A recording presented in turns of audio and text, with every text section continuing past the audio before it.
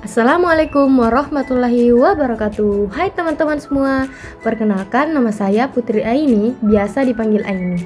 Saya bersama teman-teman dari kelompok 1 dalam mata kuliah taksonomi hewan akan mempresentasikan hasil kerja kami yang berjudul Kunci Determinasi Mandibulata. Anggota kelompok kami terdiri dari Ervina Nisa, Aulia Suci Ramadhani, Amanah Ikrasari, Zakia Buareng, dan saya sendiri, Putri Aini. Yang pertama, Ordo Chilopoda. Ordo Chilopoda adalah kelompok Myriapoda yang tubuhnya memanjang dan pipih, termasuk hewan predator yang bergerak cepat serta memiliki alat berbisa di kepala atau disebut dengan forcipula untuk melumpuhkan mangsa. Ciri khusus dari ordo ini adalah kaki terdapat di setiap segmen tubuh dan memiliki satu pasang kaki di setiap segmen. Tubuhnya terdiri dari 2 takma, yaitu kepala dan trunk, dan dia bersifat karnivora dan aktif pada malam hari. Nah, yang kedua, ordo Diplopoda atau kaki seribu. Diplopoda termasuk dalam Myriapoda yang memiliki tubuh silindris panjang dan jumlah segmen yang banyak.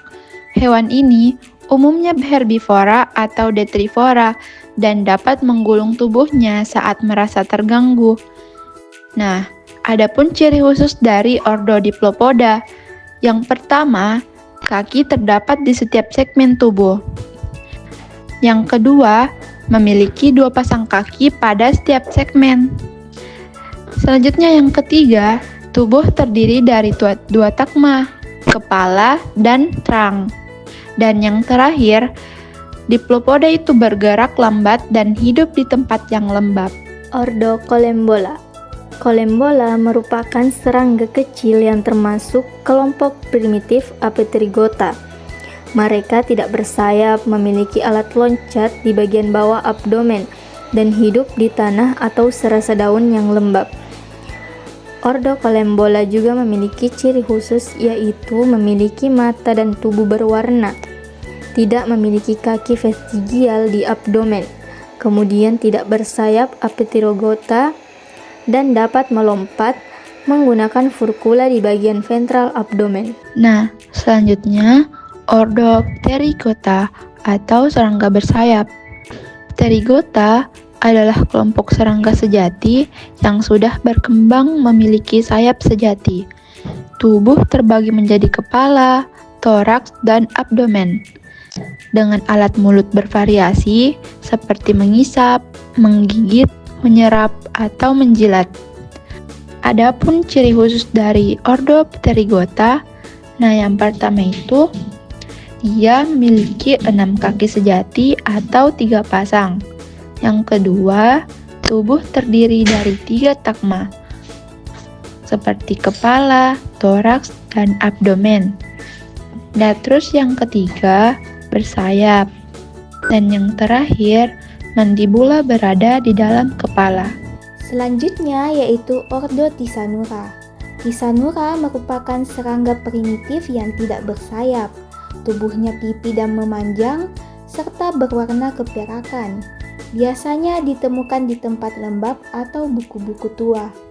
Ciri khusus dari ordo ini yaitu memiliki mata dan tubuh berwarna, tidak memiliki kaki vestigial di abdomen, tidak bersayap atau Apterygota, dan memiliki 3 ekor panjang di bagian posterior yang terdiri dari 2 serci dan 1 filamen tengah. Nah, selanjutnya ordo Diplura. Diplura merupakan serangga kecil yang tidak memiliki mata dan tidak bersayap. Hidup di tanah atau serasah lembab dan berperan sebagai dekomposer. Adapun ciri khusus dari ordo Diplura. Yang pertama, dia tidak memiliki mata. Tubuh tidak berwarna. Yang kedua, memiliki kaki vestigial di abdomen. Terus yang ketiga, memiliki serci di bagian posterior atau di ujung abdomen. Dan yang terakhir, tubuh lembut, berwarna pucat, dan hidup di lingkungan yang lembab. Selanjutnya, ordo Protura. Protura adalah serangga mikroskopis yang dianggap paling primitif di antara semua kelompok insekta. Ia tidak memiliki antena, mata, maupun serci dan hidup di tanah yang lembab. Adapun ciri khusus dari ordo Protura, yang pertama, ia tidak memiliki mata. Yang kedua, tubuhnya tidak berwarna. Yang ketiga, memiliki kaki vestigial di abdomen. Yang keempat, ia tidak memiliki serci di bagian posterior. Dan yang kelima, ukurannya sangat kecil dan hidup di dalam tanah. Oke teman-teman, sekarang kita bahas mengenai kunci determinasi mandibulata, yaitu di sini kita akan menelusuri langkah demi langkah untuk menentukan hewan termasuk ke ordo mana berdasarkan ciri-ciri tubuhnya. Kita mulai dari bagian yang paling atas, yaitu 1A. Kalau hewan ini punya 6 kaki sejati atau 3 pasang kaki dan tubuhnya terdiri dari 3 takma, yaitu terdiri dari kepala, toraks, dan abdomen, maka kita lanjut ke nomor yang di sampingnya, yaitu nomor 2. Tapi kalau tidak, berarti dia itu kita lihat kembali 1B. 1B itu artinya kakinya ada di setiap segmen tubuh dan hanya punya 2 takma, yaitu kepala dan trans. Maka kita lanjut di nomor yang di sampingnya itu, yaitu nomor 3. Nah, sekarang kita lanjut ke nomor 2A. Kan tadi kalau semisal dia itu adalah kelompok 1A, yaitu memiliki 6 kaki sejati, 3 takma, yaitu kepala, toraks, dan abdomen, kan itu di sampingnya ada nomor 2. Maka kita lanjut ke nomor 2. Kita pilih di sini kira-kira dia itu 2A atau 2B. 2A itu sendiri adalah mandibula di dalam kepala tidak bersayap. Kalau misalkan ini adalah pilihannya, maka kita lanjut ke nomor 4. Kalau misalkan bukan, maka kita lihat di 2B, mandibula di luar kepala. Kalau misalkan iya, maka kita lanjut ke nomor 5. Jadi kalau kita langsung melanjut ke nomor 5, kita tidak usah membaca lagi itu yang 3A, 3B, 4A, 4B. Kita langsung saja lanjut ke nomor 5 dan kita tentukan apakah dia 5A atau 5B. Begitu seterusnya. Oke teman-teman, bisa melihat diagram alir yang telah disuguhkan, yaitu di sini ada mandibulata dengan ciri umum kaki bersegmen, tubuh bersegmen, dan memiliki mandibula. Di sini ada 2 cabangnya, yaitu 1A dan 1B. 1A itu adalah memiliki 6 atau 3 pasang kaki sejati, 3 takma yang terdiri dari kepala, toraks, dan abdomen. Kemudian 1B itu memiliki kaki pada setiap segmen dan 2 takma, yaitu kepala dan trans. Sekarang kita lanjut ke bagian 1A dulu.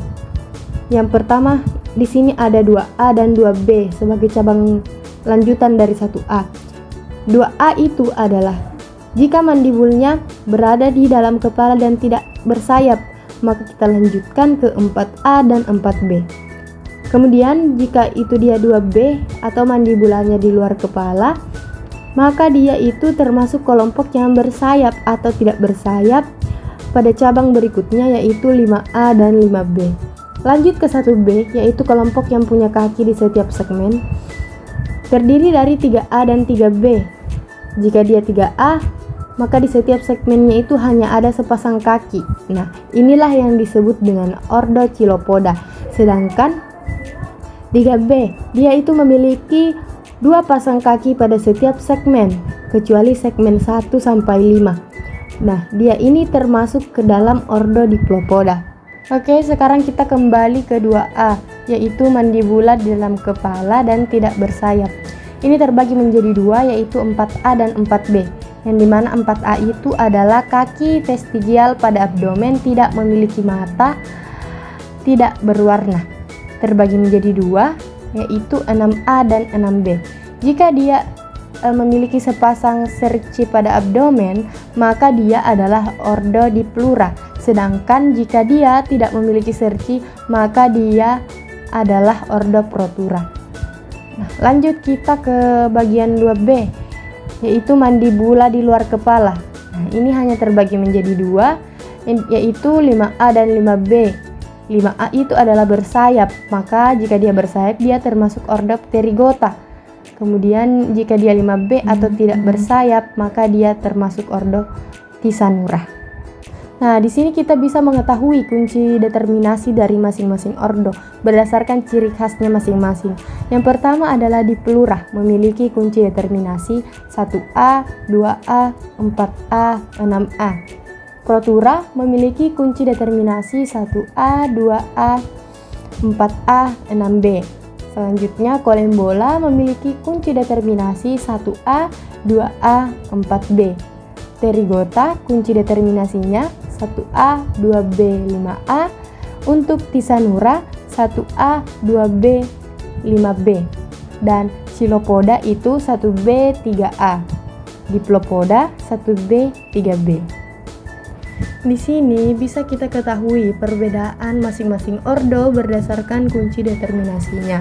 Contohnya, dengan melihat nomor-nomor yang ada pada kunci determinasi ini, kita bisa mengetahui contohnya ordo diplura itu memiliki 6 atau 3 pasang kaki sejati, 3 tagma yang terdiri dari kepala, toraks, dan abdomen, memiliki mandibula dalam kepala dan tidak bersayap.